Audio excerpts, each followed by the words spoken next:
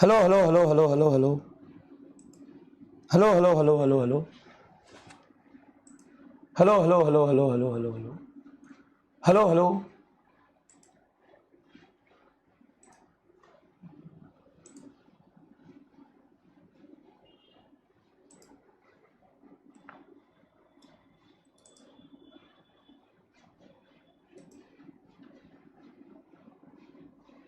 Audio and video clear है तो please एक बार थम्स अप कर दीजिए सभी लोग। ऑडियो एंड वीडियो क्लियर है तो प्लीज एक बार थम्स अप कर दीजिए सभी लोग। Hello hello hello hello hello.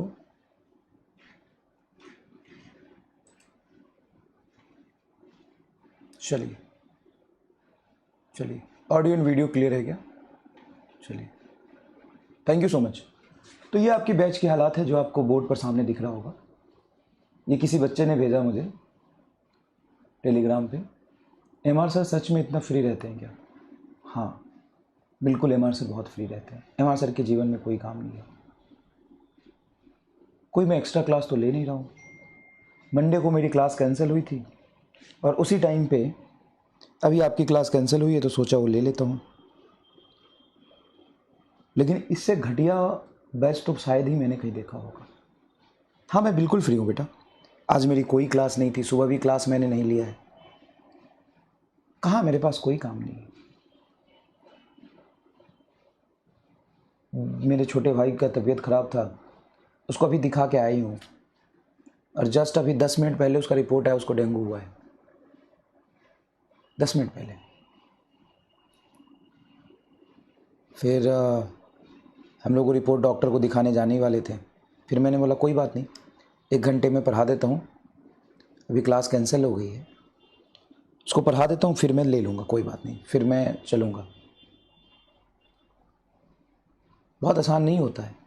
हम कोई रोबोट नहीं है जो स्विच ऑन करोगे और आदमी खड़ा होकर पढ़ाने लग जाएगा।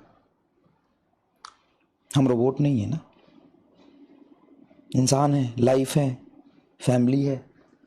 बहुत प्रॉब्लम होता है, जैसे आपके भी फैमिली में होता होगा।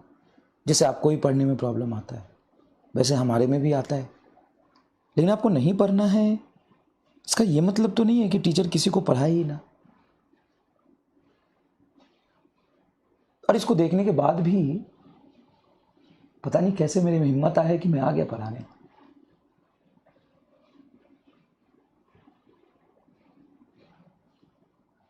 Thank you so much, thank you so much, धन्यवाद। इतना रिस्पेक्ट करते हैं आप, इसको कैसे रिटर्न करूंगा मैं। Thank you so much.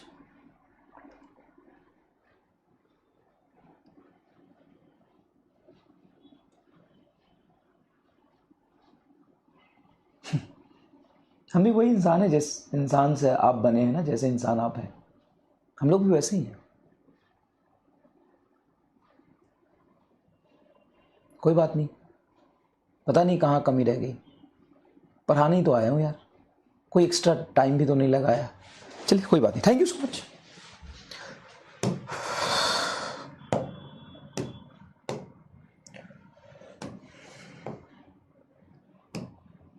चलिए, तो आज ray optics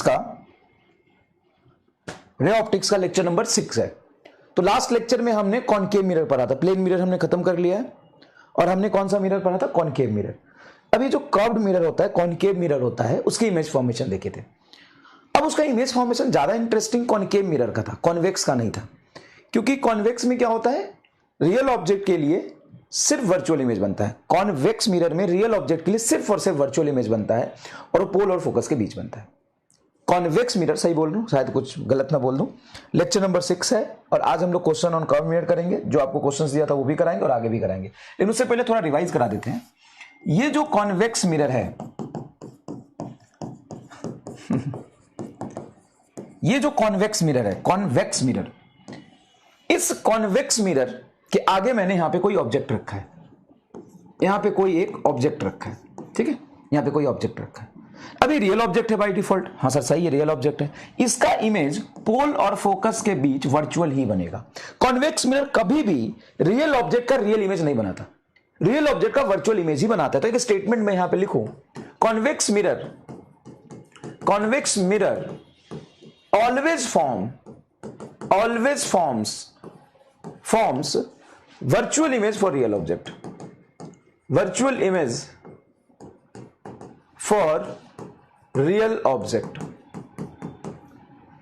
real object virtual image बनाता है real always. Convex mirror, yes convex mirror, always forms virtual image for real object. एकदम सही है, एकदम सही है, एकदम सही है। लेकिन अगर मैं कॉनकेव मिरर की बात करूं, concave mirror can form real और virtual image for real object. ये रियल ऑब्जेक्ट का रियल एंड वर्चुअल इमेज दोनों बना सकता है, इसमें कोई प्रॉब्लम नहीं है। कहां पर कैसे बनाता है इमेज? सर सिंपल सी बात है, अगर ऑब्जेक्ट कॉनकेव मिरर देखें, गुफा जैसा मिरर हो, अगर ऑब्जेक्ट को आपने यहां रखा है जो कि फोकस और सेंटर ऑफ कर्वेचर से दूर है, तो इसका इमेज फोकस और सेंटर ऑफ कर्वेचर के बीच बनेगा। ऑब्जेक्ट को सी पर रखोगे, इमेज सी पर बनेगा। ऑब्जेक्ट को सी और एफ के बीच बनोगे, सी और इंफिनिटी के बीच इमेज बनेगा। फोकस पर रखोगे, इमेज फोकस पे इंफिनिटी पे बनेगा। फोकस और पोल के बीच में ऑब्जेक्ट को रखोगे, वर्चुअल और बड़ा इमेज पीछे बनेगा। यही तो कहानी थी। हाँ सर यही कहानी थी। और इसमें focal length is equal to r/2 होता है। रेडियस ऑफ कर्वेचर पता हो तो फोकल लेंथ निकाल सकते हैं। चौथा, mirror formula 1/v plus 1/u is equal to 1/f होता है, यहां से भी निकाल सकते हैं, ठीक है। और मतलब मिरर फॉर्मूला इंपॉर्टेंट है। ट्रांसवर्स मैग्निफिकेशन होता है -v/u, that is equal to height of image बटा हाइट ऑफ ऑब्जेक्ट, इसको f बटा f माइनस यू भी लिख सकते हैं। अगर आपको फोकस और ऑब्जेक्ट का डिस्टेंस डायरेक्टली पता है, अगर आपको फोकस और ऑब्जेक्ट का डिस्टेंस डायरेक्टली पता है, तो आप ट्रांसवर्स मैग्निफिकेशन बड़े आसानी से निकाल सकते हैं, बड़े आसानी से निकाल सकते हैं। अच्छा, लॉन्गिट्यूडनल मैग्निफिकेशन क्या होता है? लॉन्गिट्यूडनल मैग्निफिकेशन होता है dv बटा du, जो कि mt के होल स्क्वायर के बराबर होता है। अगर ये सारी चीजें पता है, अच्छा इसका जो फोकल लेंथ होता है, ये ऑब्जेक्ट से इंसिडेंट ऐसे आएगा और पोल से फोकल लेंथ आगे जाके मेजर करोगे, तो ये फोकल लेंथ कैसा लेंगे आप? पॉजिटिव। और इसका फोकल लेंथ पीछे, ऑब्जेक्ट यहां रखा, इंसिडेंट आगे जाएगा, फोकल लेंथ पीछे, तो फोकल लेंथ निगेटिव। तो जब भी कॉनकेव मिरर की सवाल करेंगे तो फोकल लेंथ उसका निगेटिव लिखेंगे, कॉन्वेक्स मिरर की सवाल करेंगे फोकल लेंथ पॉजिटिव लेंगे, ठीक है। चलिए अब ये सवाल है, ध्यान से देखिएगा। अब कॉन्वेक्स मिरर, देखो क्या लिखा है, कॉन्वेक्स मिरर। तो कई बार कॉनकेव कॉन्वेक्स का नाम एक जैसा लगता है, तो बच्चे पढ़ के ना थोड़ा कंफ्यूज हो जाता है कि कॉनकेव है, कॉन्वेक्स है, या है क्या। तो आराम से देखेंगे कैसा मिरर है, कॉन्वेक्स मिरर, कॉन्वेक्स मिरर, ठीक है ना। आपकी गलती नहीं बेटा, माता पिता ने संस्कार ही ऐसे दिए हैं, तो आप क्या करोगे? आप तो छोटे बच्चे हो, आप बहुत छोटे बच्चे हो, आपकी गलती मैं क्या करूं? आपके माता पिता ने ऐसे संस्कार दिए हैं, इसमें आपकी कोई गलती नहीं है, ठीक है। आप निर्दोष एकदम, समझ रहे हो? ठीक है बेटा, आप एकदम निर्दोष हो, आपकी कोई गलती नहीं, ठीक है। तो ये कुछ क्वेश्चंस और भी थे, लेकिन वो प्लेन मिरर थे, वो हटा दिए, वो आराम से कर लेना आप। कर्व मिरर के क्वेश्चंस वो पहले करा देता हूं, क्योंकि ऐसे क्वेश्चंस बहुत इंपॉर्टेंट है और नीट में से आते हैं, नीट में से आते हैं। तो देखिए, convex mirror of focal length a forms an image which is 1/n times of the object, then distance of the object from the mirror is, क्या बोला है? Convex mirror of focal length a forms an image which has 1/n times the object, क्या बोला? Focal length है forms an image which is 1/n times the object, मतलब height उसकी ये है। Convex mirror of focal length a forms an image which is 1/n times the object height। ये by default तुमको language पढ़ के समझना पड़ेगा, ये हाइट की बात कर रहा है। Then distance of the object from the mirror, तो distance of the object from the mirror मतलब u की वैल्यू आपसे पूछिए। चलिए पोल क्रिएट कर देते हैं, ध्यान से इसको करिएगा, ठीक है। 60 सेकंड का समय देते हैं, कोई बात नहीं, आप करके नहीं आए होगे। 90 का दे देते हैं, इसको करिए, इसको करिए। मैं भी करता हूं। कॉन्वेक्स मिरर है, फोकल लेंथ पॉजिटिव होगा, और मैग्निफिकेशन जो होता है ट्रांसवर्स, वो होता है हाइट ऑफ इमेज बटा हाइट ऑफ ऑब्जेक्ट। क्या इसकी मैग्निफिकेशन +1/n दिया हुआ है? सर प्लस कैसे? तो यही तो कंसेप्ट मैं कल समझा के थक गया। ये जो कॉन्वेक्स मिरर है और किसी ऑब्जेक्ट का इमेज बना रहा है ऑफ द ऑब्जेक्ट, मतलब जब कुछ ना दिया तो रियल ऑब्जेक्ट, तो रियल ऑब्जेक्ट का वो इरेक्ट इमेज और वर्चुअल पीछे बनाता है। इरेक्ट इमेज का मैग्निफिकेशन हमेशा पॉजिटिव। देखो, मैग्निफिकेशन पॉजिटिव का मतलब ही होता है इरेक्ट इमेज बनना, इरेक्ट इमेज बनना, और मैग्निफिकेशन निगेटिव का मतलब होता है इन्वर्टेड इमेज बनना, इन्वर्टेड। और इरेक्ट मतलब वर्चुअल, वर्चुअल, इन्वर्टेड मतलब रियल, ऐसे याद रख लो। चलो ठीक है, ठीक है, अब करो इसको। तो सर मैग्निफिकेशन को ये लिख सकते हैं डायरेक्टली, मिरर फॉर्मूला यूज ना करके, f बटा f माइनस यू कर सकते हैं। तो 1/n is equal to f बटा f माइनस यू, ठीक है। हाँ सर ठीक है। फोकल लेंथ पॉजिटिव है, यू निकाल लो यहां से, हो तो गया। तो एन को यहां ले जाओ, एन एफ बराबर f minus u, minus u को इधर ले आओ तो हो जाएगा f minus n f, f minus n f, f minus n f मतलब निगेटिव आएगा, पहला आंसर हो जाएगा। सर ये कैसे किया? सर देखो ये रूट टू तो आ नहीं रहा, एन बटा वन प्लस एन आ नहीं रहा, बीच में प्लस आ नहीं रहा, ये ऐसे क्या होगा कि माइनस यू को उधर रहने दिया, एफ को इधर लाया तो एन एफ था और एफ को इधर लाया तो माइनस एफ हो गया। और वैसे भी ऑब्जेक्ट डिस्टेंस रियल ऑब्जेक्ट के लिए निगेटिव होता है तो यहां से एफ आपका कॉमन निकल गया, एन माइनस वन आंसर आ गया। तो मैग्नीट्यूड देखोगे ना, तरीका देखो कि कैसे आंसर आएगा। ठीक है, चलिए जल्दी बताइए, सही है क्या? सही है क्या? बताइए, ध्यान से सोच के अच्छे से विजुअलाइज करके बताइए, क्या ये सही लग रहा है? पहला आंसर होगा, हाँ पहला आंसर आ रहा है। चलिए देखते हैं। 63, बहुत बढ़िया यार, बहुत बढ़िया, वेरी गुड, बहुत बढ़िया। 64% लोगों ने सही किया। तो ये घर से करके आए थे कि अभी किया आपने? चलो कोई इशू है, बढ़िया किया तुमने। अब देखो बेटा, ये 2 सितंबर जेई मेन 2020, जेई मेन 2024 और जेई मेन 2025 में बड़ा फर्क है। ठीक है, अब वो क्या फर्क है पता है? वो फर्क है लेवल का। 2024 2025 बहुत आसान पूछता था, वो पूछा है। 2023 24 25 बहुत आसान है, मतलब हद इजी। 2020 2019 का सवाल टफ हुआ करता था। ठीक है, तो टफ सवालों में से इसका काउंटिंग होता है। A spherical mirror is obtained and shown in a figure from the hollow glass sphere. If an object is positioned in front of the mirror, what will be the nature and magnification of the image of the object?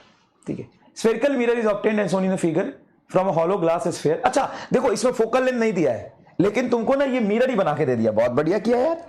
देखो जैसे एक एक division 2 का है, देखो 2 2 4, फिर 2 6 2 8 2 10 2 12, अच्छा तो यहाँ पे 0 है और ये मिरर बन गया। तो इसका सेंटर कहां होगा बताओ? तो 0 से 16 तक गया, मतलब ये इसका डायमीटर है, तो रेडियस ऑफ कर्वेचर 8 होगा, मतलब फोकल लेंथ इसका 4 है। वाह यार।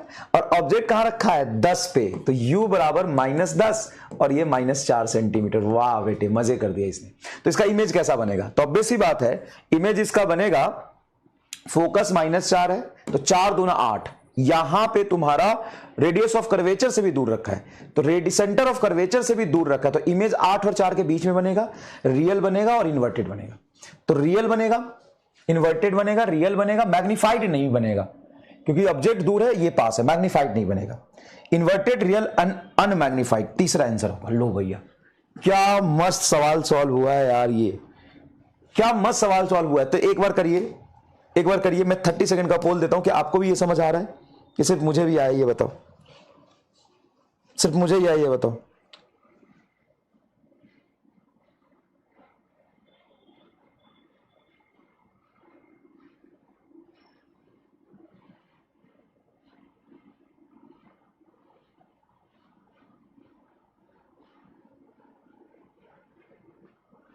जल्दी बताओ।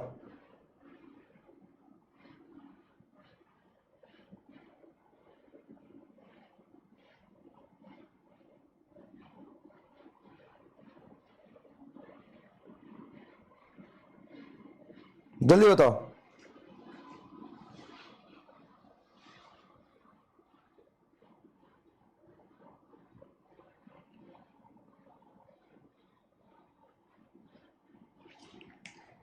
जल्दी बताइए क्या होगा? आपको समझ में आया? आपको भी समझ आया? ये तीसरा आंसर आएगा। 85% लोगों को समझ आया बस। ठीक है, कुछ 9-10% लोग कह रहे हैं। अच्छा, इनका जवाब मैं बताता हूं, इनका जवाब मैं बताता हूं। ये आपने बोला ना, कोई दिक्कत नहीं है। आप ये भी कह सकते हो सर आप तो बस याद करके रट्टा मार के सवाल कर रहे हो। नहीं, आप देखो ना, देखो सबसे पहले देखो कि ये डायमीटर होगा कि नहीं, ये बताओ। ये तुम्हारा 0 है, ये 16 है, यही स्फेयर से तो बनाया है, तो ये तुम्हारा डायमीटर है। अगर डायमीटर तुम्हारा 16 है, डायमीटर तुम्हारा 16 है, तो रेडियस 8 होगा। अबे रेडियस बराबर डायमीटर बाई 2, डायमीटर बाई 2। तो और फोकस होता है तेरा रेडियस बाई 2, फोकस होता है तेरा रेडियस बाई 2, तो 8/2 ये हो जाएगा आपका 4। ठीक है, 8/2 ये हो जाएगा आपका 4। क्लियर है? हाँ सर क्लियर है। तो 8/2 ये आपका होगा 4। और ऑब्जेक्ट डिस्टेंस देखो यहां से कहां पे रखा है? 10 पे, तो -10 सेंटीमीटर, क्योंकि रियल ऑब्जेक्ट है तो माइनस रखोगे। अच्छा, मिरर कौन सा है? कॉनकेव, तो ये भी माइनस रखोगे। अब 1/v plus 1/u is equal to 1/f, यही तो फॉर्मूला है। अब इस फॉर्मूला में सभी को साइन के साथ रखो, तो u है तुम्हारा -10, तो 1/v -10 रख दो। फोकस को रखोगे -4, तो ये -4 हो जाए। -10 को इधर ले आओ, तो 1/v is equal to -1/4 plus 1/10। तो यहां पे आप एलसीएम ले सकते हैं कितना, 12 और 4 का एलसीएम क्या लोगे भाई, 20 ले लो। तो 5 चौक 20 -5 प्लस 10 गुना 20 2। तो v इज इक्वल टू आ जाएगा तुम्हारा, यहां से देख लो ना सॉल्व करके, -5 में से 2 जोड़ोगे तो ये -3 आएगा, 20/-3 मतलब -6 समथिंग। हाँ सर, -6 समथिंग। और मैग्निफिकेशन का फॉर्मूला क्या होता है, -v/u। अब v तुम्हारा क्या आ रहा है, -6 मान लेना, मतलब 6.66 आएगा, इतना डिवीजन आता है मुझे, तो माइनस फॉर्मूले का -6.6 और u है तुम्हारा 10। अब मुझे बताओ ये 1 से कम है कि नहीं, 6/10 तो 1 से कम है, 1 से कम है तो मैग्निफिकेशन 1 से कम आया तो अनमैग्निफाइड बना। ये मैग्निफाइड मतलब बड़ा नहीं, अनमैग्निफाइड बना। और इसके लिए मैंने तुम्हें एक एमआर स्टार दिया था, क्या दिया था एमआर स्टार, आपको यही एमआर स्टार दिया था कि अगर ऑब्जेक्ट दूर है, इमेज पास है तो इमेज छोटा होगा, अगर ऑब्जेक्ट पास है, इमेज दूर है तो इमेज बड़ा होगा। ऑब्वियस सी बात है कि अगर सेंटर ऑफ कर्वेचर पे ऑब्जेक्ट होता, इमेज सेंटर ऑफ कर्वेचर बनता, सेंटर ऑफ कर्वेचर से और पास ऑब्जेक्ट होता, इमेज दूर बनता और बड़ा बनता। कितनी अच्छी बात बताई तुम्हें। अगर ये समझ में आया तो कमेंट बॉक्स में आग लगा दो, सभी लोग कमेंट बॉक्स में आग लगा दीजिए एक बार प्लीज, की अगर समझ में आया तो।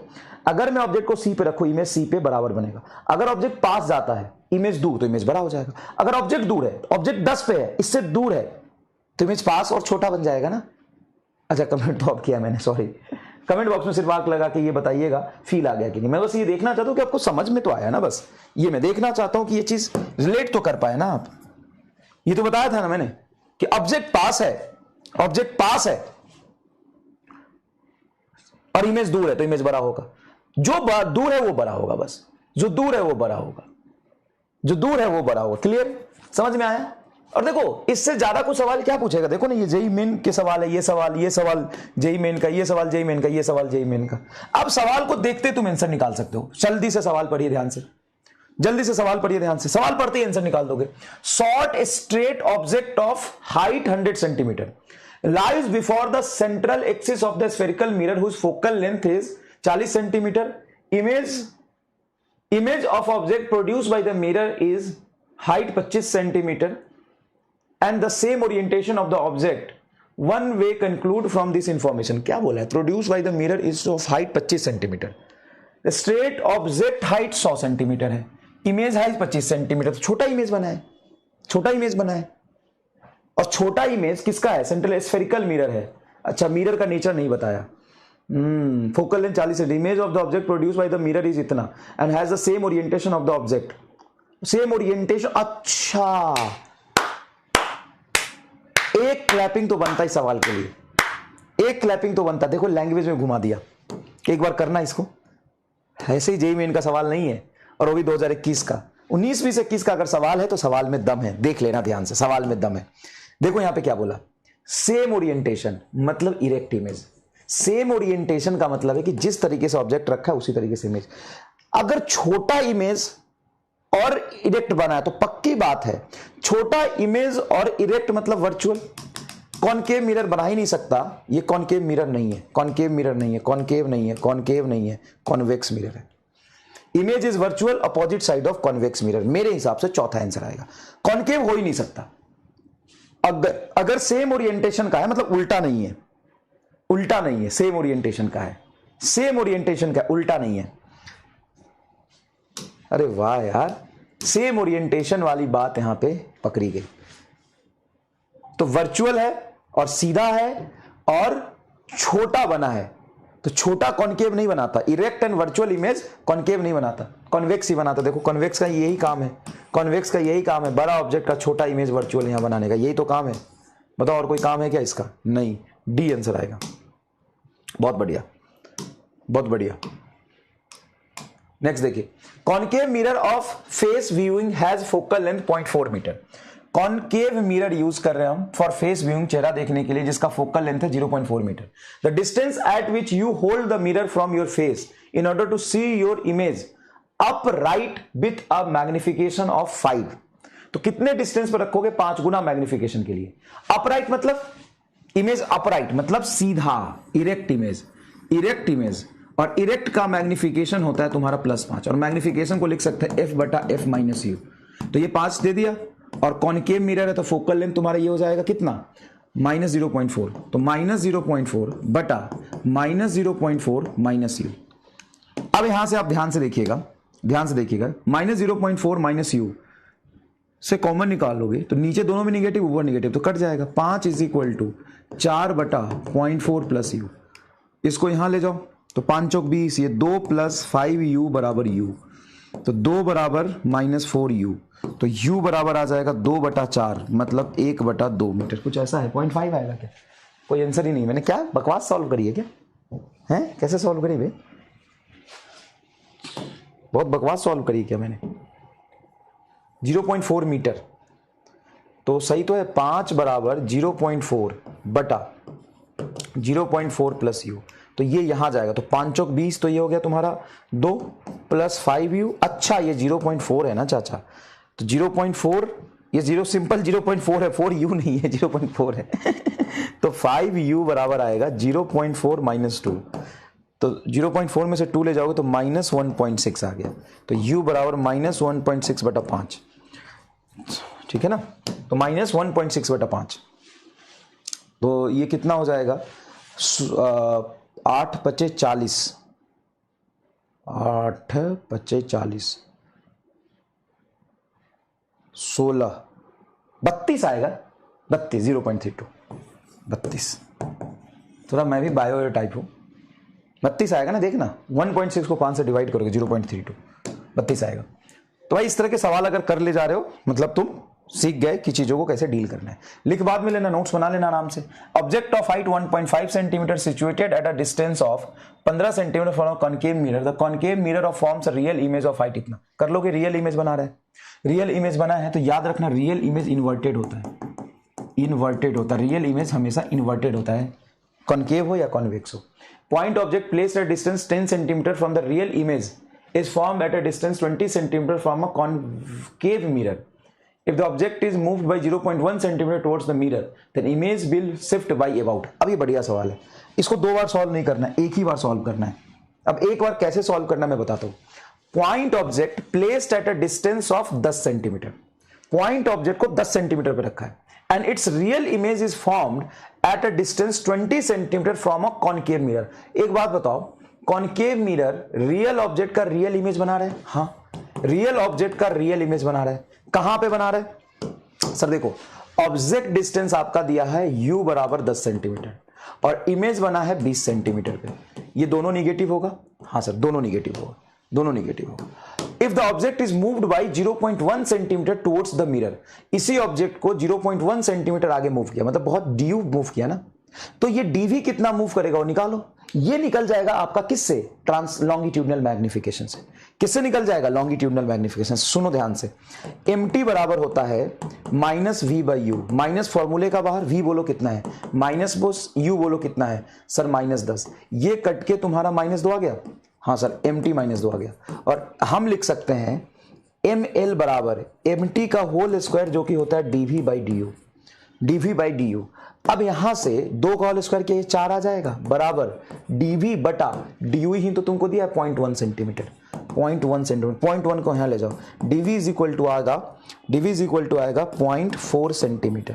अब ये किधर मूव किया था? Towards the mirror. तो अगर ऑब्जेक्ट को मिरर की तरफ लाते तो इमेज तो दूर ही जाता है, तो 0.4 centimetre away from the mirror, ये आंसर होगा। ये पता है सवाल कैसा है? सवाल कैसा है कि बहुत छोटा सा डिस्टेंस मूव किया तो du दिया हुआ है, तो तुमको बहुत छोटा सा distance moved in the image मतलब dv निकालना है, ये तुम्हारा आंसर आ जाएगा। और ऑब्वियस सी बात है, ये तो तुम सीखे हो यार, इन्फिनिटी पे ऑब्जेक्ट रखते हैं तो इमेज फोकस पे, ऑब्जेक्ट को आगे इमेज और पीछे, ऑब्जेक्ट आगे इमेज और पीछे, सी पर दोनों मिलेगा, सी और फोकस के बीच ऑब्जेक्ट, इमेज इन्फिनिटी और सी के बीच, फोकस पे ऑब्जेक्ट, इमेज इन्फिनिटी पे। ऑब्जेक्ट आगे जा रहा है तो इमेज तो पीछे ही जा रहा है ना, ऑब्जेक्ट आगे जा रहा है तो इमेज तो पीछे ही जा रहा है ना। हाँ अच्छा, इसमें एक चीज और सुनना, ये सवाल आसान नहीं है, सब अच्छे अच्छे सवाल हैं ये। इसमें एक चीज और सुनना सर, क्या सुनना, अगर यही डिस्टेंस ये 10 सेंटीमीटर है, उसके कंपेयर में बहुत स्मॉल du है, अगर ये 10 सेंटीमीटर है और यहां पे मैं 5 सेंटीमीटर मूव करा था, तो क्या ये फॉर्मूला लग जाता? हाँ या ना में जवाब दीजिए। इसी क्वेश्चन में लिखो इस बात को, इस क्वेश्चन को लिख के यहां लिखना, in this same question,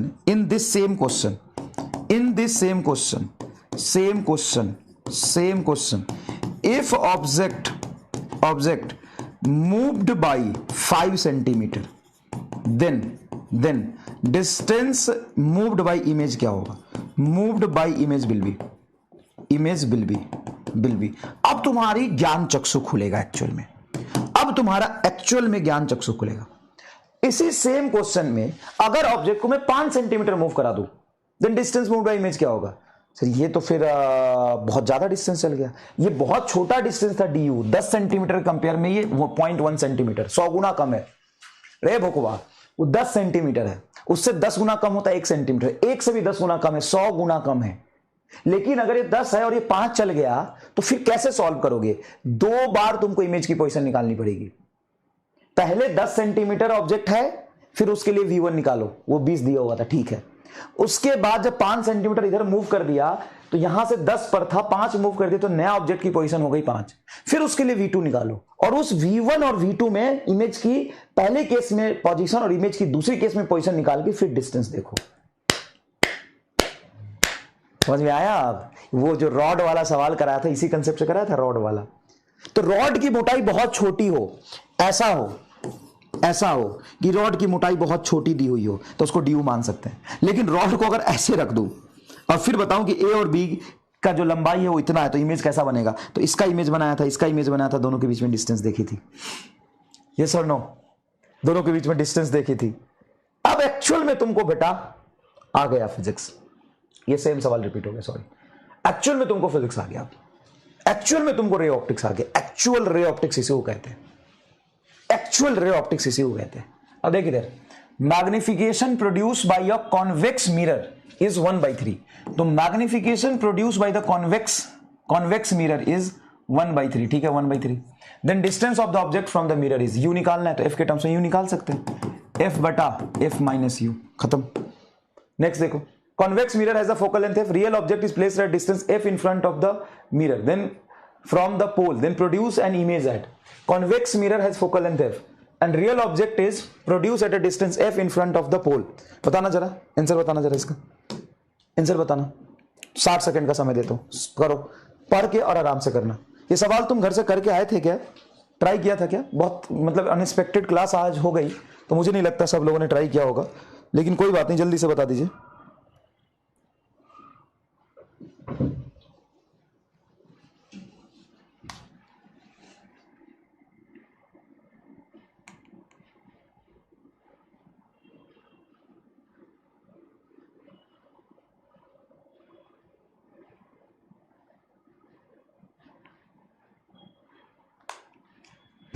बोलो बोलो आराम से। अब जो यहां पे आंसर मैं देख रहा हूं, जिसने इधर उधर किया ना, क्योंकि ये क्लास में मैंने डिस्कस किया था आपके साथ और आपके सामने बहुत अच्छे से कि किस तरीके से इस क्वेश्चन को डील करना है। जिसने भी थोड़ा बहुत इधर उधर किया उसका गर्दन काट दूंगा मैं। तो इन्फिनिटी तो मत ही देना, क्यों, कॉन्वेक्स मिरर है, has a focal length F, real object is placed at a focus. तो जब फोकस पर ऑब्जेक्ट को रखते तो इमेज इन्फिनिटी बनता है। कॉनकेव के लिए, कॉन्वेक्स के लिए वो पोल और फोकस के बीच बनता है। तो पोल और फोकस के बीच एक ही ऑप्शन है, एफ पे बनेगा नहीं, 2f पे बनेगा नहीं। रियल ऑब्जेक्ट का इमेज कॉन्वेक्स मिरर पोल और फोकस के बीच बनाता है बस। तो आंसर तुम्हारा जाएगा थर्ड।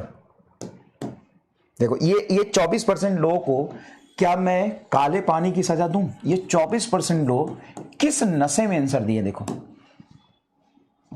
अच्छा एक बात बताओ, सेम क्लास में मैंने करवाया था कि नहीं कि कॉन्वेक्स है। अच्छा मैंने क्लास में कितनी बार बोला था, ईमानदारी से बताना कि क्लास में मैंने कितनी बार बोला था कि बेटा ये गलती करते हैं बच्चे।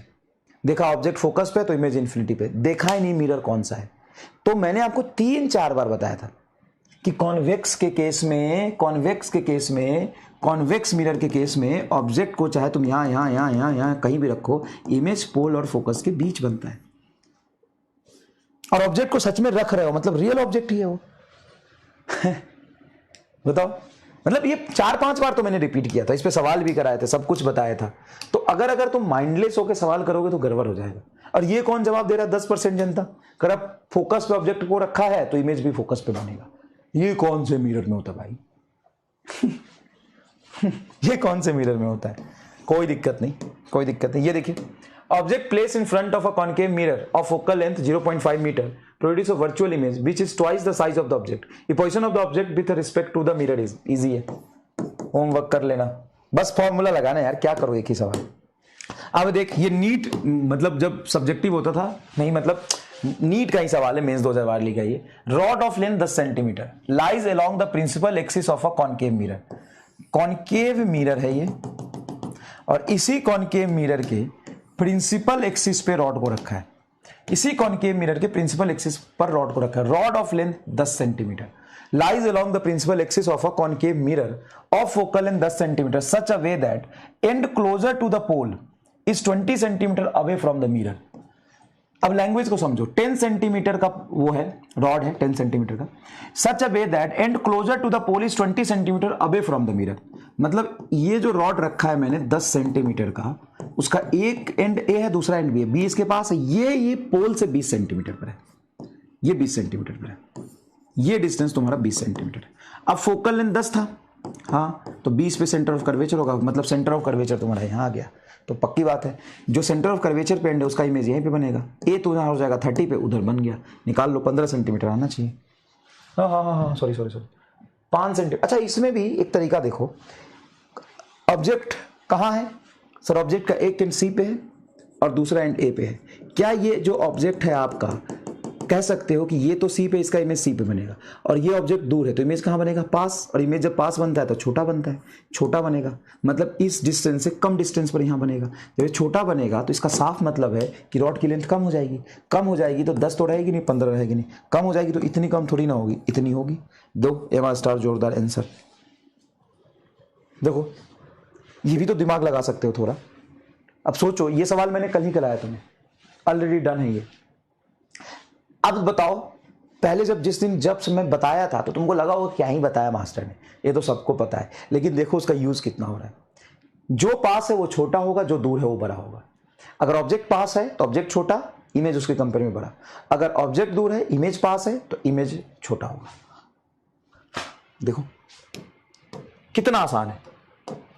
चलो, और तुमको देखो मजाक में 1 2 3 4 5 6 7 8 9 क्वेश्चन मैंने सॉल्व किए हैं, जिसको छोड़ा उसको मैंने लिया नहीं है, तो 9 क्वेश्चंस आपने भी किए हैं। मुश्किल से क्लास कितना देर हुआ, 20 मिनट। 20 मिनट में 10 क्वेश्चंस आपने कर लिए। कम से कम कॉनकेव और कॉन्वेक्स पे न्यूमेरिकल का लैंग्वेज कैसे होता है, लैंग्वेज प्रॉब्लम जो रियल एग्जाम में आएगा वो चीज है ये। रियल एग्जाम में आपको लैंग्वेज के साथ ही खेलना है, कैलकुलेशन के साथ पूरा करना है, वो सीख लिया आपने। 20 मिनट लगा बस, सारा हो गया। ठीक है, 20 मिनट लगा बस, सारा हो गया। इधर देखिए, velocity of image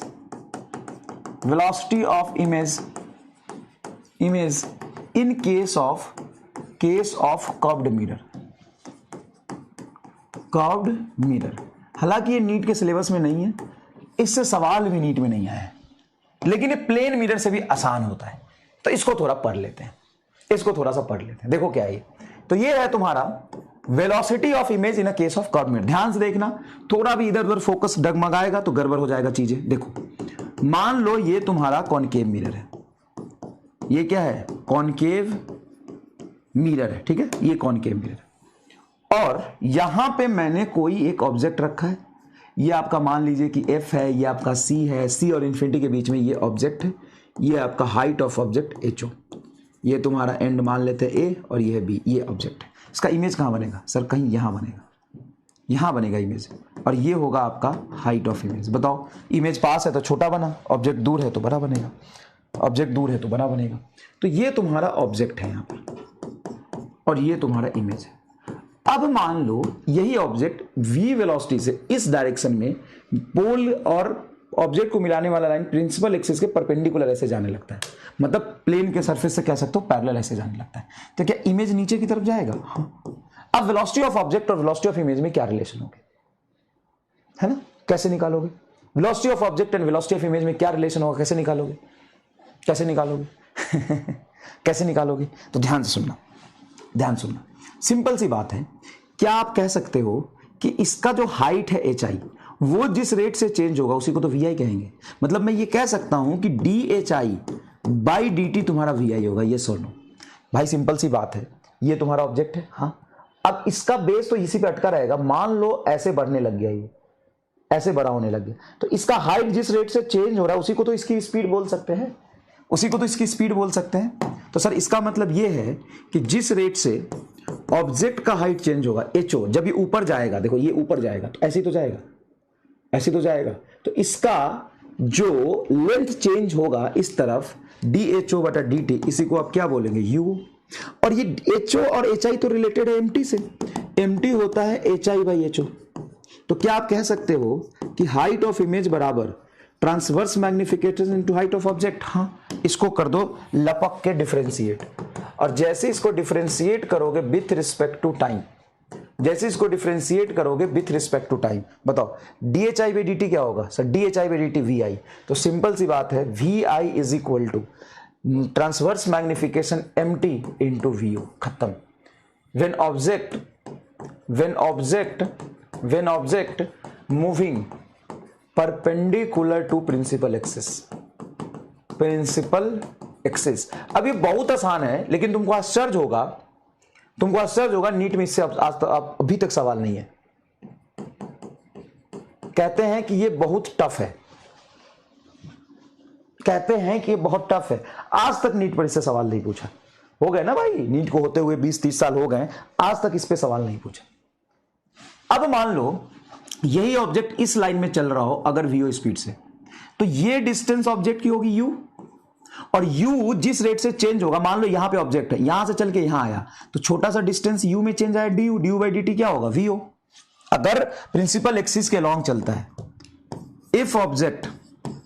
if object is moving along principal axis, अगर ऑब्जेक्ट प्रिंसिपल एक्सिस के अलोंग चलने लगता है, मतलब ये ऑब्जेक्ट प्रिंसिपल एक्सिस के अलोंग चल रहा है, तो मैं फिर से डायग्राम बनाता हूं।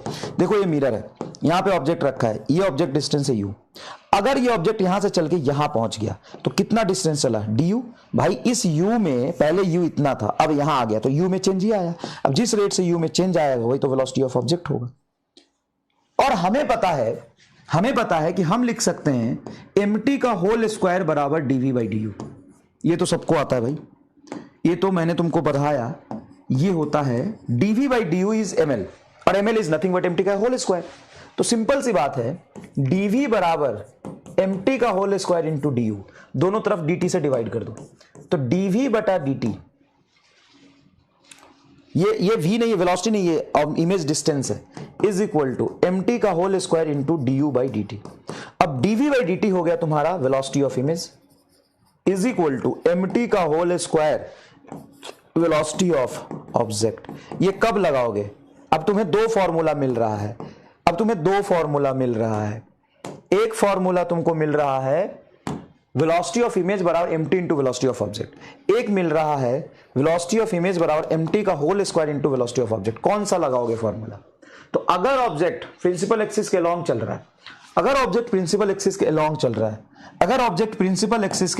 है, तो वेलोसिटी ऑफ इमेज हो जाएगा mt का whole square into velocity of object. बताओ कौन सा लगाओगे?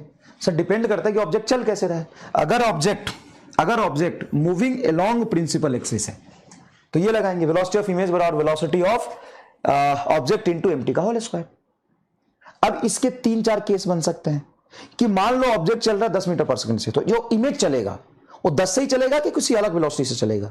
सर डिपेंड करता है कि mt क्या है। अगर mt 1 है तो 10 से ही चलेगा। अब सबसे इंपॉर्टेंट केस इसमें ये है, केस वन समझना। इफ ऑब्जेक्ट इज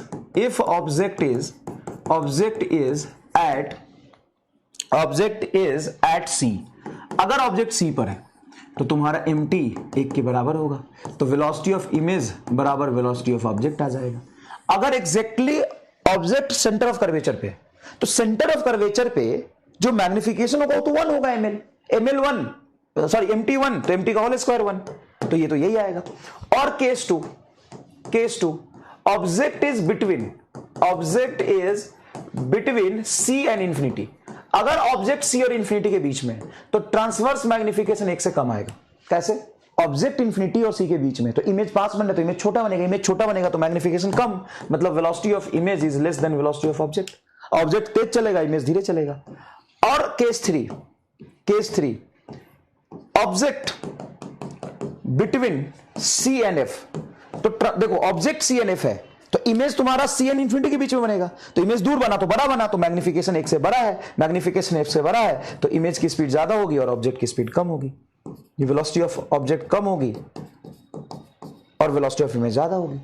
अब भले इसमें तुमको अगर थोड़ा भी मैथमेटिकली सर एमटी कैसे, सर उसकी वैल्यू कैसे, और ये कैसे, फलाना कैसे, ढिमकाना कैसे, तो एक ऐसी चीज बताऊंगा कि फिजिक्स बोलेगा बेटा तू दिमाग मत लगा, मैं तेरे दिमाग में अपने आप तुमको समझ आ जाऊंगा। कैसे पता है? अब जो मैं तुमको बता रहा हूं ध्यान से सुनना। बता, अगर ऑब्जेक्ट इंफिनिटी पे है, इमेज कहां बनेगा? ऑब्जेक्ट इंफिनिटी पे है, इमेज कहां बनेगा? ऑब्जेक्ट इंफिनिटी पे इमेज कहां बनेगा? बोलना सर ऑब्जेक्ट इंफिनिटी तो इमेज फोकस पे बनेगा। अब ये इंफिनिटी से चलता चलता चलता चलता बहुत दूर, इंफिनिटी से बहुत दूर से चलता चलता सेंटर ऑफ कर्वेचर पे आया, तब जाके इमेज सी से एफ तक आया। कौन ज्यादा चला? सर ऑब्जेक्ट ज्यादा चला, साला मर गया चलते चलते, इंफिनिटी से सी तक आया, तो इमेज सिर्फ फोकस से सी तक आया, मतलब इमेज कम चला, ऑब्जेक्ट ज्यादा चला। तो ऑब्जेक्ट जब दूर है तो ऑब्जेक्ट की स्पीड ज्यादा, इमेज की कम।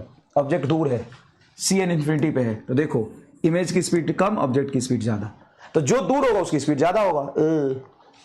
देख अब मान ले अगर ऑब्जेक्ट यहां है सी पर, तो इमेज सी पर, अगर ऑब्जेक्ट सी पर है तो इमेज सी पर।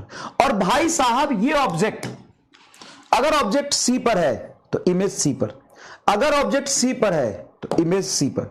अगर भाई साहब ये ऑब्जेक्ट सिर्फ सी से एफ तक इतना चला है, तो ऑब्जेक्ट यहां तक आएगा तो इमेज इंफिनिटी तक पहुंच जाएगा। देख रहे हो ऑब्जेक्ट कितना, सॉरी ऑब्जेक्ट इतना चलेगा सिर्फ, तो इमेज फोकस से इंफिनिटी तक कितना ज्यादा चला इमेज, देखो कितना ज्यादा चला इमेज, देखो।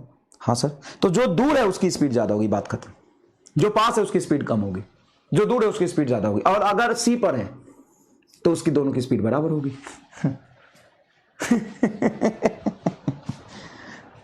तो तुम्हें तो हल्के में ले रहा था उसको, तो उसको हल्के में ले रहा था। अब बता, क्या ये सारा कहानी खत्म? जो पास है उसकी स्पीड कम, उसका मैग्निफिकेशन कम, वो छोटा। जो दूर है उसकी मैग्निफिकेशन ज्यादा, वो बड़ा, उसकी स्पीड ज्यादा। मार दे वो गोली, केहू ना बोली। बता, इतना दिमाग लगा रहा है, बता इसमें तुमको दिमाग लगाना पड़ा क्या? इसमें तुमको दिमाग लगाना पड़ा क्या? बोलो, लिख लो, एम स्टार बॉक्स लिख लो, लिख लो, एम स्टार बॉक्स लिख लो, एम स्टार बॉक्स लिख लो। ऑब्जेक्ट या इमेज में से जो पास है, ऑब्जेक्ट या इमेज में से जो पास है उसकी स्पीड, मैग्निफिकेशन, साइज कम होगी, जो दूर हो ज्यादा होगी। खत्म। बोलो। छोटी सी चीज में, अरे छोटी सी चीज में तुम कंफ्यूज हो रहे थे, बताओ। अब इसके अंदर घुस के बहुत ज्यादा पीएचडी करने की जरूरत नहीं है, क्योंकि इतना ही कर लोगे बहुत है, इससे ज्यादा इसमें सवाल नहीं है। और ये बात हमने कॉनकेव मिरर के लिए करी थी। एक बात और समझ ले, कॉनकेव मिरर के लिए करी थी ये बात हमने। किसके लिए करी थी? कॉनकेव मिरर के लिए करी थी। कॉन मिरर केस 1 हमने कॉनकेव मिरर लिया था, कॉनकेव मिरर लिया था। कॉन्वेक्स में कुछ डिस्कस करने के लिए है ही नहीं। क्यों? कॉन्वेक्स में रियल ऑब्जेक्ट के लिए इमेज फोकस और पोल के बीच ही बनता है, तो उसमें मैग्निफिकेशन तो कम ही आएगा एक से। फॉर रियल ऑब्जेक्ट उसका मैग्निफिकेशन तो एक से कम ही है। ये तुम्हारा किसके लिए है? For concave, concave mirror. Convex के लिए बात करने के लिए जरूरत ही नहीं है। For convex mirror, convex mirror transverse magnification एक से कम ही होता है, ट्रांसवर्स मैग्निफिकेशन एक से कम ही होता है। तो वेलोसिटी ऑफ इमेज जो होगी वो वेलोसिटी ऑफ ऑब्जेक्ट से कम ही होगी। तभी तो तुम ऑब्जेक्ट को कॉन्वेक्स मिरर के केस में यहां से इंफिनिटी तक लेके जाते हो तो इमेज पोल से फोकस तक ही जाता है। ये तो तुमने पढ़ा है, ये तो तुमने पढ़ा है। बोलो बोलो, क्लियर? क्लियर? समझ आया? अब एक टॉपिक है जो बड़ा इंटरेस्टिंग है, लेकिन उसमें लगता है थोड़ा दिमाग, और नीट में सवाल भी आता है उससे नीट में सवाल आता है, और है बड़ा इंटरेस्टिंग। और उस टॉपिक का नाम है ऑब्जेक्ट इमेज कोइंसिडेंस और combination of plane mirror and curve mirror, combination of mirrors बड़ा इंपॉर्टेंट, और उसमें हम लेंस को भी कंबाइन करेंगे। तो जब हम लेंस पर लेंगे तब पढ़े कि अभी एक दो सवाल कर ले,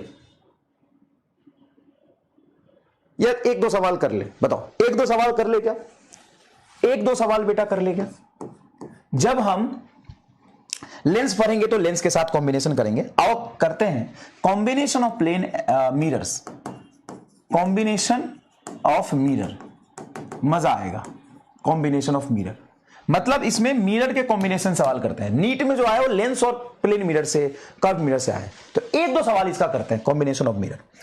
अब मान लो कि मैंने एक प्लेन मिरर बनाया, ठीक है भाई, और एक कर्व मिरर बनाया, ठीक है भाई, इन दोनों को मिला दिया, ठीक है भाई, इन दोनों के बीच में डिस्टेंस है 50 सेंटीमीटर का, ठीक है भाई, इसकी फोकल लेंथ है 10 सेंटीमीटर का, ये दिया हुआ है। ये जो डायग्राम बना रहा हूं वो क्वेश्चन का पार्ट है, वो दिया हुआ है सब कुछ कि कर्व्ड मिरर, कॉनकेव मिरर और प्लेन मिरर के बीच में 50 सेंटीमीटर का डिस्टेंस है, इसका फोकल लेंथ 10 सेंटीमीटर है।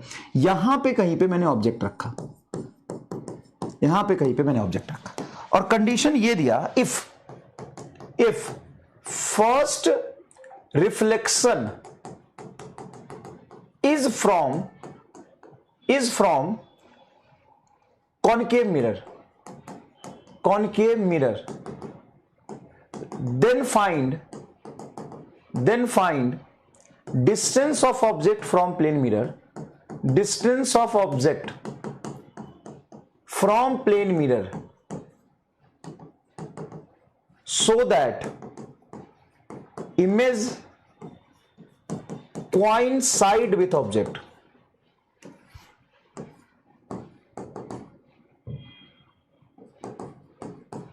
coincide with object।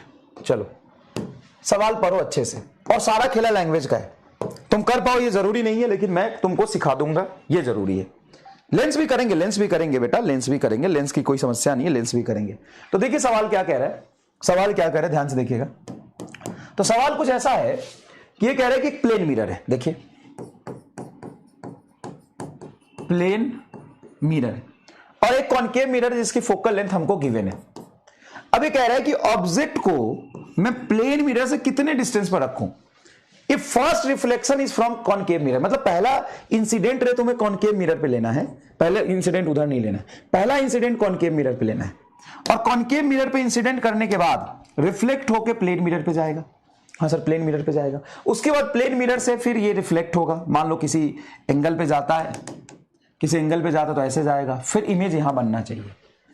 तो first reflection is from concave mirror, then find distance of object from plane mirror so that image coincide with object. जहां ऑब्जेक्ट है वहीं पे इमेज बनाए, जहां पे ऑब्जेक्ट है वहीं पे इमेज बनाए। अब देखो ऑब्जेक्ट इमेज कोइंसिडेंस का जो लॉजिक होता है वो समझाता हूं। ऑब्जेक्ट और इमेज कोइंसाइड कब करेगा तो उसका कंडीशन बताता हूं। ये देख एमआर स्टार बॉक्स बहुत सिंपल है, बहुत सिंपल है, एमआर स्टार बॉक्स बहुत सिंपल है। For image and object coincidence, object coincidence for image and object coincidence, reflected ray, final reflected ray must retrace its path. अगर जो इंसिडेंट रे गया है और फाइनली रिफ्लेक्ट होकर अपने पाथ को रिट्रेस कर ले तो काम हो जाएगा। हाँ सर, काम हो जाएगा। तो इसमें ना कोई इक्वेशन और मैथमेटिक्स नहीं लगती, इसमें लगता है दिमाग। और आप सभी बच्चों ने दिया है 30 सेंटीमीटर, और मुझे लगता है ये गलत है, ये गलत है। 30 सेंटीमीटर जवाब दे रहे हैं, कुछ बच्चे 20 सेंटीमीटर जवाब दे रहे हैं, गलत है। अब कैसे गलत है मैं बताता हूं। अगर मान लो इस पोल से इसका फोकल लेंथ 10 है तो सेंटर ऑफ कर्वेचर क्या होगा 20। तो मान लो अगर ये 20 होता, सेंटर ऑफ कर्वेचर पे रखते, तो सेंटर ऑफ कर्वेचर पे ऑब्जेक्ट को रखते तो सेंटर ऑफ कर्वेचर से इंसिडेंट रे ऐसे जाता, हाँ, फिर इसी लाइन में वापस हो जाता, हाँ, फिर यहां फाइनल प्लेन मिरर पे पहुंचता। प्लेन मिरर से रिफ्लेक्शन के बाद ये नॉर्मल से किसी एंगल पे आया तो ये इधर चला जाता। ये गलत डायग्राम है, ये ऑब्जेक्ट इमेज कोइंसिडाइज नहीं करेगा। हाँ सर, नहीं करेगा, सही कह रहा हूं, नहीं करेगा।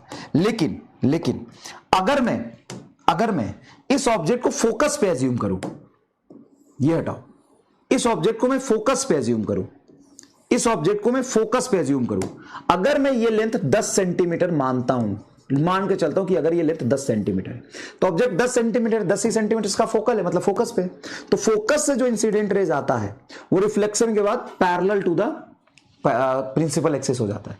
तो ये reflected ray parallel to the principal axis हो गया। हाँ, ये जाके प्लेन मिरर पे नॉर्मली इंसिडेंट किया, नॉर्मल इधर ही आएगा, इसका आई 0 है तो आर 0, तो इसी लाइन पे रिफ्लेक्ट हो जाएगा। अगर इस लाइन पे रिफ्लेक्ट हो गया तो मतलब इसी लाइन पे वापस आएगा। तो पैरेलल रे अगर मिरर से आता है तो रिफ्लेक्ट होकर फोकस से पास करता है, यहां पे इमेज बनेगा।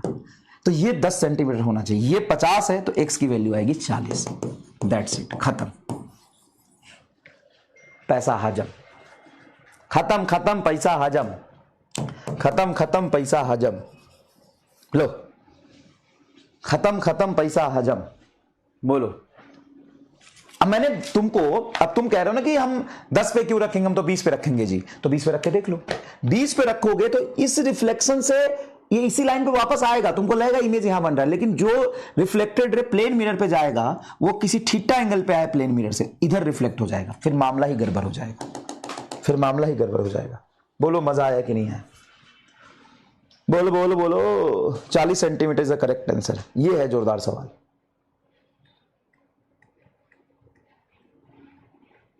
अब बोलोगे सर जो अब आया है अब भी तो जाएगा, अबे 2 ही रिफ्लेक्शन कंसीडर करना है, ज्यादा नहीं, मतलब object plane mirror so that image coincide with object, वो 2 ही लेना है, ऐसे बहुत ज्यादा रिफ्लेक्टेड रे नहीं लेना है।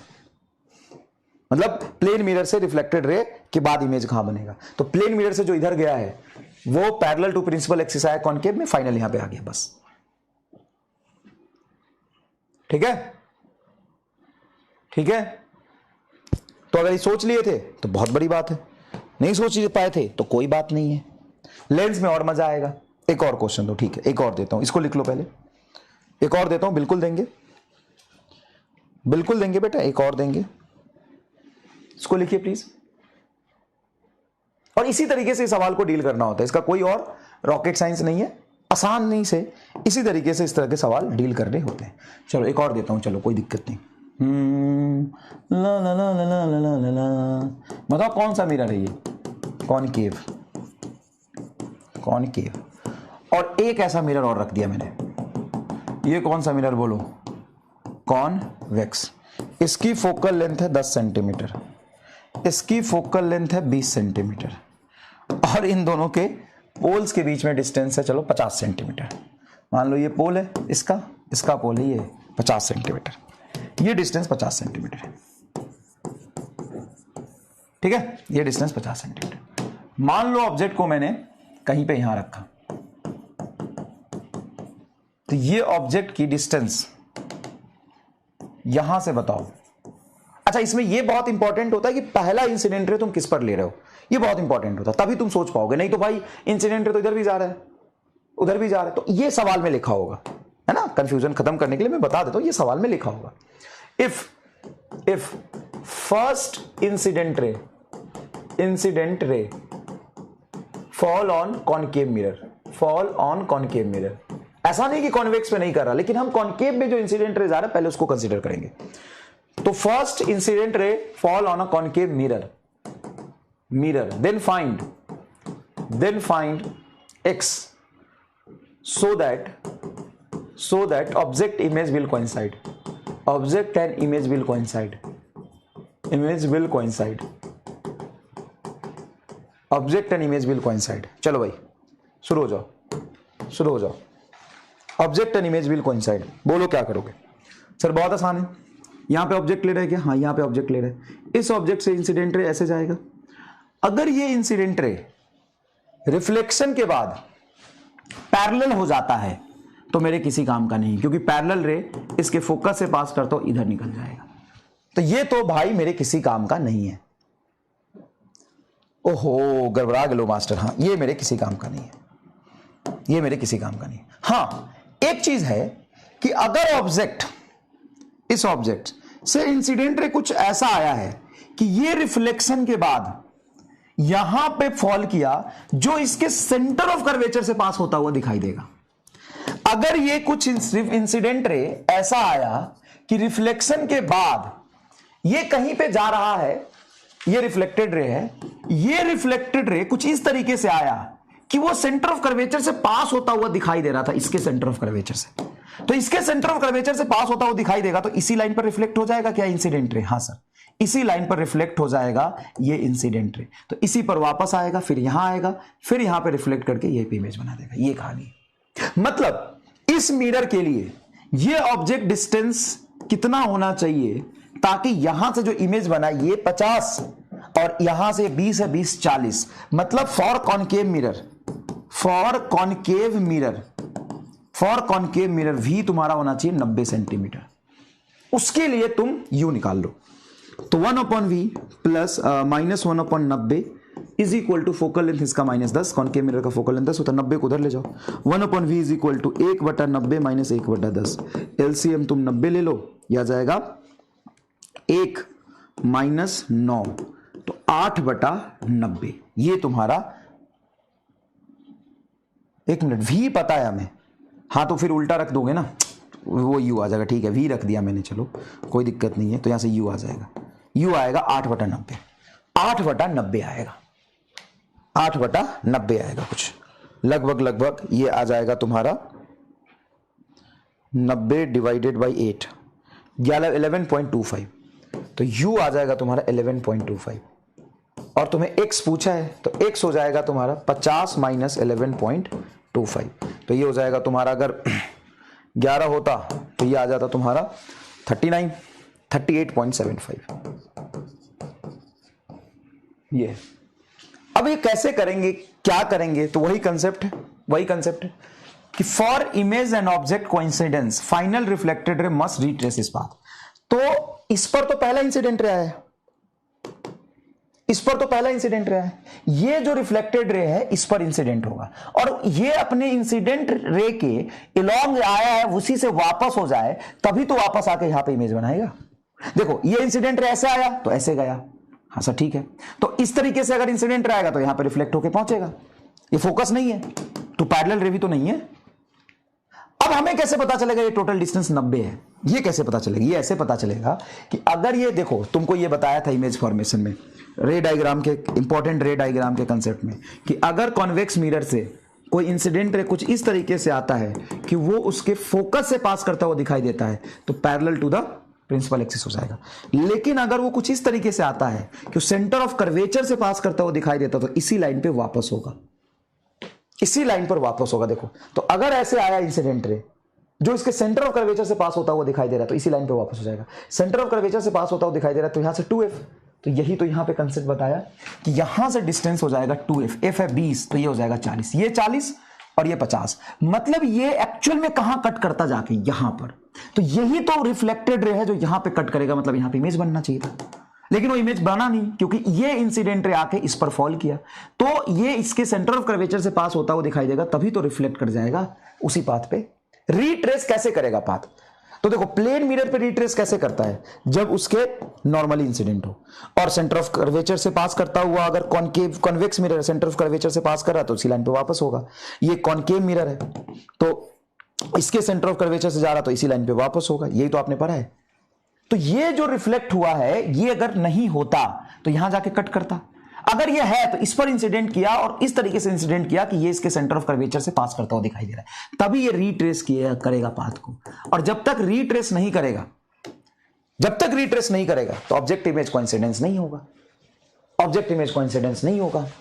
बोलो बोलो बताओ कैसा सवाल है, कैसा सवाल है। तो ये सवाल बच्चों के लिए नहीं है, ये एक्चुअल में बच्चों के लिए नहीं है, तुमको कहीं नहीं मिलेगा, ना तो जेई नीट के पीवाईक्यू मिलेगा, ना तो एम्स के पीवाईक्यू मिलेगा, ना तो किताबों में मिलेगा, और शायद जेई मेन के पीवाईक्यू में नहीं मिलेगा।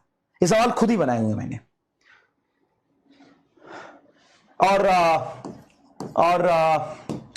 जब आप लेंस के साथ ये करोगे तो और ज्यादा मजा आएगा, लेंस पढ़ेंगे तो और करेंगे सवाल, आपको नहीं मिलेगा, ढूंढ लीजिए, कहीं किताबों में नहीं मिलेगा, ना तो आपको नीट के पीवाईक्यू में मिलेगा, ना तो जेई मेंस के पीवाईक्यू में मिलेगा, ना तो एम्स में मिलेगा, कहीं नहीं मिलेगा। नीट के पीवाईक्यू में है लेकिन वो लेंस के कॉम्बिनेशन के साथ है, लेंस के कॉम्बिनेशन के साथ है, ठीक है, लेंस के कॉम्बिनेशन के साथ है, ठीक है। चलिए 50 + 30 80 होगा, बेटा ये 20 है ना, तो ये 40 होना चाहिए, ये 40 और ये 50 तो 90 हो गया ना। ये 50 और ये 20 है, तो 20 का डबल सेंटर ऑफ कर्वेचर होगा ना 40, तो ये आएगा 90, ये आएगा 90। क्लियर? क्लियर? बोर्ड में कहां से आएगा ये? बोर्ड में नहीं आएगा ये, काट देना, बोर्ड के लिए नहीं है, नीट के लिए भी नहीं है। हाँ, लेकिन तुमको कंसेप्ट आना चाहिए, ये कंसेप्ट होता है, अगर आ जाए तो कर लोगे। आज तक नीट में नहीं आया, तुम पीवाईक्यू में देख लेना ना। हाँ, लेंस के साथ आया है, प्लेन मिरर का वो आया है, तो इसलिए पढ़ाया कि वहां पे तुमको काम आएगा, ये चीज वहां पे काम आएगा। चलो अब हम ऑप्टिक्स के सेकेंड पड़ाव पे चलते हैं।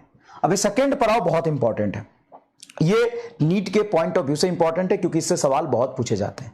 सेकेंड पड़ाव की तरफ चलते हैं, और सेकेंड पड़ाव है रिफ्रैक्शन ऑफ लाइट। पहले अभी तक जो भी हमने पढ़ा था वो रिफ्लेक्शन ऑफ लाइट था। रिफ्लेक्शन ऑफ लाइट का मतलब है लाइट सेम ही मीडियम से वापस हो जा रहा था मिरर से टकराने के बाद, मिरर से रिफ्लेक्ट होकर सेम ही मीडियम में वापस आ रहा था। यह है तुम्हारा रिफ्रैक्शन ऑफ लाइट, एक मीडियम से दूसरे मीडियम में जाएगा। तो देखो, bending of light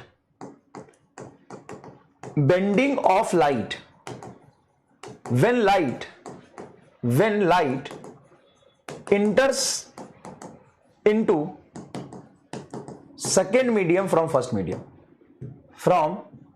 into bending of light when light enters from one medium to other, from one medium to other is called reflection of light. Reflection of light is called reflection of light. Clear? तो क्या है reflection of light? तो reflection of light है bending of light when light enters from one medium to other is called reflection of light. Bending of light when light enters from one medium to other is called reflection of light. मतलब कि मान लीजिए कि ये आपका कोई boundary है, इधर एक मीडियम है 1, इधर एक मीडियम है आपका 1 जिसकी रिफ्रैक्टिव इंडेक्स है कुछ μ1, और इधर आपका मीडियम है 2 जिसकी रिफ्रैक्टिव इंडेक्स है कुछ μ2, जिसकी रिफ्रैक्टिव इंडेक्स कितनी है बेटा? μ2। अब यहां पर ये हमने एक नॉर्मल बनाया, ये लाइट ऐसे आया इंसिडेंट के, तो ये लाइट किस मीडियम में चल रहा है सर? पहले मीडियम में।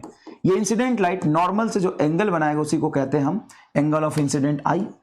अब ये जब दूसरे मीडियम में जाएगा ना तो इस लाइन के लॉन्ग नहीं जाएगा, ये जिस लाइन के लॉन्ग चल रहा था, ये आई बना रहा था, ये भी आई बनाते हुए नहीं जाएगा।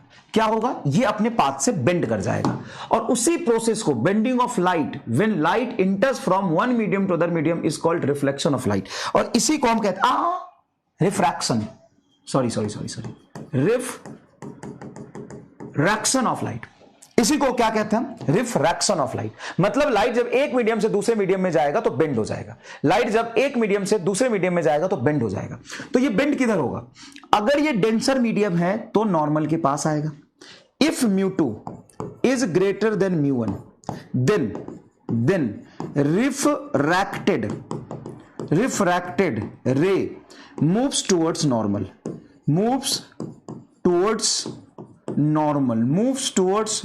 तो इसको लिखो कि when light enters into denser medium then it moves towards normal. When light enters into denser medium, ये बहुत इंपॉर्टेंट है भाई, डेंसर मीडियम इट, ये भी 10th में पढ़ा था क्या? moves towards normal, ये नॉर्मल की तरफ बांधता है। If enters into denser medium, rarer medium enters into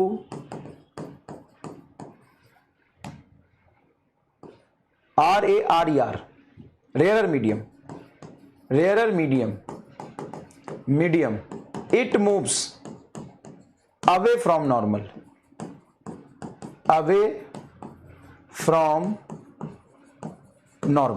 तो देखिए यहां पे क्या लिखा है, When light enters into denser medium, it moves towards normal. जब ये डेंसर मीडियम में जाएगा, डेंसर में जाएगा तो पास आएगा, डेंसर में आएगा तो पास आएगा। और if enters into rare medium, अगर रेयर मीडियम में जाता है तो मूव्स अवे फ्रॉम नॉर्मल। तो अगर रेयर मीडियम में जाता है तो moves away from normal. Moves away from normal. तो देखो ये इंसिडेंट रे नॉर्मल से एंगल बनाया यहां पे आई, तो ये जो रिफ्रैक्टेड रे है वो नॉर्मल से एंगल बनाएगा आर। तो इसमें डेविएशन कितने का हुआ? अगर ये उसी लाइन पे चला जाता तो यही तो एंगल आपका आई था। हाँ सर, ये एंगल आपका आई था।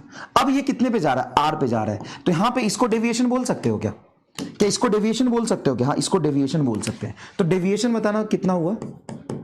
डेविएशन बताना कितना हुआ? तो डेविएशन हुआ आपका आई माइनस आर। डेविएशन कितना हुआ बेटा? आई माइनस आर। डेविएशन कितना हुआ? आई माइनस आर। देखो ये टोटल आई था, ये आर है। सर दूर जाता तो भी आंसर लिख दो मॉड लगा के। देखो या तो आई ज्यादा होगा, आर कम होगा। जब डेंसर में जाएगा तो आर कम होगा, या आर ज्यादा होता, मान लो यहां से जा रहा तो ये आर होता, तो ये डेविएट करता। अब ये डेविएशन कितना होता? तो आर माइनस आई करते। तो या तो आई माइनस आर या आर माइनस आई, दोनों ये फॉर्मूला सही है।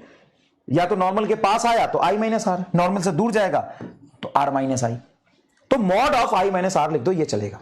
ठीक है, mod of i minus r लिख दो, ये चलेगा, कोई दिक्कत नहीं। दूसरी बात, मान लो लाइट की स्पीड है यहां पर v1, ये स्पीड ऑफ लाइट है, तो यहां पे स्पीड ऑफ लाइट हो जाएगी कुछ v2। इन दोनों में रिलेशन लिखो। तो हम जानते हैं म्यू v बराबर कांस्टेंट, तो यहां पे लिख सकते हो आप म्यू1 v1 बराबर म्यू2 v2, मतलब म्यू1 बटा म्यू2, ये म्यू2 इधर ले जाओ तो क्या v2 बटा v1 आएगा? हाँ सर, v2 बटा v1 आएगा। अच्छा, एक और फॉर्मूला हम जानते हैं, स्पीड इज इक्वल टू होता है v बराबर लेमडा इंटू एफ। अगर कोई वेव या लाइट किसी मीडियम में चल रहा है तो उसका फ्रीक्वेंसी चेंज नहीं होता सर। तो मैं कह सकता हूं कि स्पीड जब चेंज होगा तो वेवलेंथ चेंज होगा, तो स्पीड प्रोपोर्शनल टू वेवलेंथ। हाँ, तो दूसरे मीडियम में अगर स्पीड v2 है तो उसमें वेवलेंथ लेमडा 2, और पहले में स्पीड v1 है तो वेवलेंथ लेमडा 1। क्या ऐसे भी मैं लिख सकता हूं इस बात को? बहुत आसान है। म्यू वी बराबर कांस्टेंट, तो mu inversely proportional to v. तो म्यू1 में देखो नीचे v1, म्यू2 ऊपर v2। ये तो सिंपल सी बात तुम समझ गए। अच्छा, मैं कह रहा हूं v बराबर लेमडा एफ होता है। अगर ये v बराबर लेमडा एफ होता है, फ्रीक्वेंसी तुम्हारा कांस्टेंट है, तो v proportional to lambda, v1 बटा v2 बराबर lambda 1 upon lambda 2। v2 by v1 है तो लेमडा 2 बटा लेमडा 1 होगा। ठीक है सर, इसमें कोई दिक्कत नहीं है, ये तो सिंपल सा इक्वेशन लिखा है। ओके सर, अब आता है यहां पे स्नेल्स लॉ। स्नेल्स लॉ क्या कहता है? स्नेल्स लॉ बेटा कहता है कि पहले मीडियम में angle of incident I into पहले मीडियम का रिफ्रैक्टिव इंडेक्स म्यू1 इंटू पहले मीडियम में angle of incident sign I बराबर म्यू2 इंटू साइन आर, ऐसे लिखते हैं। तो इसको ऐसे भी लिख सकते हो आप, पहले मीडियम में angle of incident sine R, दूसरे medium angle of reflection sine are is equal to म्यू2 बटा म्यू1, ऐसा लिख सकते हैं। हाँ सर, और इस म्यू2 बटा म्यू1 को क्या लिख सकते हैं? म्यू2 बटा म्यू1 हो जाएगा v1 बाई v2। इसको आप लिख सकते हैं v1 बाई v2। ऊपर v1 है तो ऊपर ही लेमडा 1 आएगा, लेमडा 1 अपन लेमडा 2। तो स्नेल्स लॉ आपने पहले भी पढ़ा होगा, लेकिन ये स्नेल्स लॉ का प्रो वर्जन है। ये स्नेल्स लॉ का क्या है? प्रो वर्जन है। आपको मैं बताता हूं स्नेल्स लॉ। एक तो हम पढ़ते हैं सिंपल रिफ्रैक्टिव इंडेक्स के टर्म्स में और एंगल ऑफ इंसिडेंट के टर्म्स में। रिफ्रैक्टिव इंडेक्स के टर्म्स में और एंगल ऑफ यार तुम कितने बोले हो यार।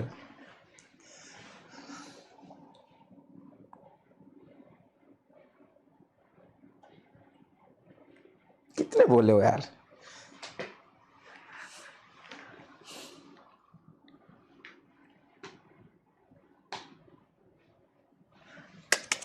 कितने बोले हो यार। बेचारा स्पैम कर रहा है कि सर हम पढ़ रहे हैं, प्लीज कंटिन्यू, हम पढ़ रहे हैं। देखो यार, छुट्टी लिखने वाले और क्लास को एंड कराने वाले तुम कितने खराब हो, सोचो। तुम सिर्फ मुझे ही नहीं, उन पढ़ने वाले बच्चों को भी परेशान कर दिया है। उन बेचारों को लिखना पड़ रहा है कि प्लीज सर पढ़ाइए, हम पढ़ रहे हैं, प्लीज कंटिन्यू, लिखना पड़ रहा है उनको, कि उनको डर लग रहा है कि ये छुट्टी लिखेंगे, सर को लगेगा कि कोई नहीं पढ़ने वाला है इस बैच में, सर चले जाएंगे। गजब। अरे यार कितने भोले हो यार तुम। सोचो यार तुम कितना खराब काम कर रहे हो जीवन में। तुम छुट्टी लिख के तुम कितना खराब काम कर रहे हो जीवन में, सोचना कभी। फुर्सत में बैठ के इस बात को एनालाइज करना। फुर्सत में बैठ के इस बात को एनालाइज करना कि तुम कितना खराब काम कर रहे हो। ना तो तुम मेंटल कंडीशन टीचर का ठीक रहने देते हो, ना ही तुम मेंटल कंडीशन बच्चों का ठीक रहने देते हो।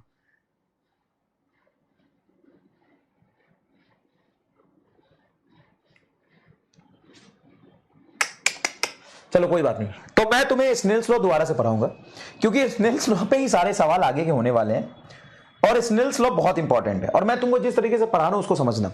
तो स्नेल्स लॉ सिंपल सा कहता है कि जिस मीडियम में अब रे चल रहा है उसका रिफ्रैक्टिव इंडेक्स μ1, और उसी मीडियम में एंगल ऑफ इंसिडेंट आई है तो साइन आई, तो पहले मीडियम के refractive index into sine I, पहले मीडियम की refractive index μ1 into sine I, देखो μ1 इंटू साइन आई बराबर दूसरे मीडियम की refractive index μ2 into sine R, μ2 into normal से साइन आर। अब यहां पे sine I by sine R क्या हो जाएगा, तो पहले medium angle of incident sine R बटा दूसरे medium angle of reflection sorry refraction sine are is equal to, देखो साइन आई बटा साइन आर क्या हो जाएगा μ2 बाई μ1। ये 10th क्लास में भी आपने पढ़ा होगा, इसको कहते हैं स्नेल्स लॉ, इसको कहते हैं स्नेल्स लॉ, इसको क्या कहते हैं स्नेल्स लॉ।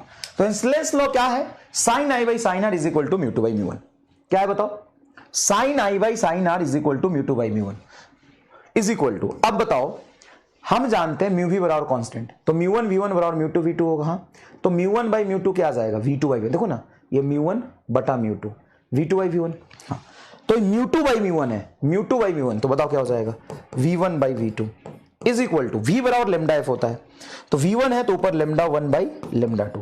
अब ये स्नेल्स लॉ क्या कहता है सुनना, मजा आ जाएगा, पहले मीडियम एंगल ऑफ इंसिडेंट बटा दूसरे medium angle of refraction is equal to पहले मीडियम की स्पीड बटा दूसरे मीडियम की स्पीड, पहले मीडियम में वेवलेंथ बटा दूसरे मीडियम की वेवलेंथ। मतलब तुमसे जेई में स्नेल्स लॉ पे ऐसा सवाल पूछा है, स्नेल्स लॉ पे ऐसा सवाल पूछा है, वो एंगल पे नहीं खेलता, वो पता है कैसे खेलता है कि पहले मीडियम में एंगल ऑफ इंसिडेंट है 30 डिग्री, दूसरे मीडियम में एंगल ऑफ रिफ्रैक्शन है 60 डिग्री। पहले मीडियम में अगर लाइट की वेवलेंथ है 4000 नैनोमीटर, तो दूसरे मीडियम में वेवलेंथ बताओ, दूसरे मीडियम में वेवलेंथ बताओ, ऐसा सवाल पूछ। हाँ भाई कल टेस्ट है तुम्हारा, मैं देख रहा हूं कल टेस्ट है, कल टेस्ट की तैयारी कर लेना, कोई दिक्कत नहीं, मैं छोड़ ही रहा हूं, मैंने एक्स्ट्रा ही पढ़ा दिया तुम्हें, इतना टाइम का यूज करते हुए। मंडे को मेरी क्लास नहीं हुई थी तो उसका यूज करके मैंने अच्छा किया, 8-15 क्वेश्चन करा दिए तुमको, स्नेल्स लॉ का कंसेप्ट पढ़ा दिया, एंगल ऑफ रिफ्रैक्शन पढ़ा दिया, देखो ठीक है। और मेरी भी थोड़ी सरदर्द कर रहा है क्योंकि फैमिली में कुछ प्रॉब्लम चल रहा है ना, बताया भी तुमको अभी, तो मैं अभी इससे आगे कंटिन्यू नहीं करूंगा, आई एम सॉरी, आज मुझे मैं थोड़ा प्रॉब्लम में हूँ, ठीक है। तो यहाँ पे जितना पढ़ा है एंगल स्नेल्स लॉ तक, वहाँ तक अच्छे से रिवाइज कर लेना, अगली क्लास में रिफ्रैक्शन से हम लोग इमेज फॉर्मेशन पढ़ेंगे, ठीक है। Thank you so much, thank you so much, ठीक है। हो गया यार, 1 घंटे से ज़्यादा पढ़ा दिया, 1 घंटे 20 मिनट पढ़ा दिया बेटा, 1 घंटे 15 मिनट पढ़ा दिया, बहुत है, अगली क्लास में पढ़ेंगे। Thank you so much, bye bye, और धन्यवाद आप सभी लोगों ने हैप्पी बर्थडे मैसेज विश किया, इसके लिए बहुत बहुत धन्यवाद, thank you so much, thank you, बहुत अच्छा लगा। और ये बहुत लाजमी है कि आज अगर आप मेरे सामने होते तो मुझे पढ़ाने नहीं देते, क्योंकि इतना ज़्यादा हम लोग एंजॉय करते, केक काटते और बातें करते, गाना भी सुनाता मैं सामने में, नहीं सुनाता, बिल्कुल नहीं सुनाता, आता नहीं मुझे, लेकिन अच्छा लगता हम और सामने होते तो, लेकिन कोई बात नहीं, धन्यवाद आपका बहुत बहुत। एंड आई विश कि आप सभी लोग जितने लोग मेहनत कर रहे हैं सक्सेसफुल हो, लाइफ में आगे बढ़ें, ज़रूर जो भी आपकी विशेष हैं, जो भी आपका गोल है, जो कि आपका एम है, उसको ज़रूर अटेंड करें, ज़रूर अचीव करें, लाइफ में हमेशा खुश रहें, आगे बढ़ें, और आपकी पूरी परिवार स्वस्थ रहे। Thank you so much, bye bye, धन्यवाद।